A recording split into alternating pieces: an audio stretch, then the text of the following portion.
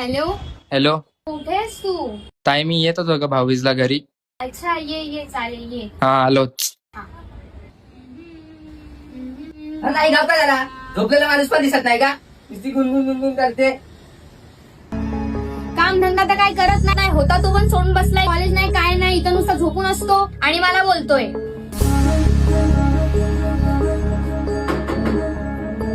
अरे दादा उठ ना रे, नातेवाईक घरात येतो आणि हा झोपून बसलाय. हे घे दादा, पाणी पी आणि फराळ खाऊन घे. ताई, या कामाला पण जातो की घरातच असतो बसून? मध्ये जायचा ना कामाला, आज सुट्टी वाटतं. अरे घे ना दादा. नाही भूक लागली यार, काहीतरी खायला दे ना असलं तरी. हे घे खा. घे नुसतं फुकटाचं खायची सवय झाली, ते पण फुकटच आहे. घे भिकारी साला.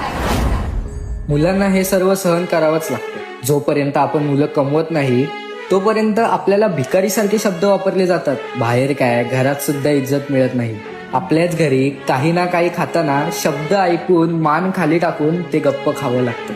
नातेवाईक घरी आले की त्यांच्या तोंडातून पहिला वाक्य निघतो तो म्हणजे, हा कामाला जातो की घरीच असतो? Boys life is not easy.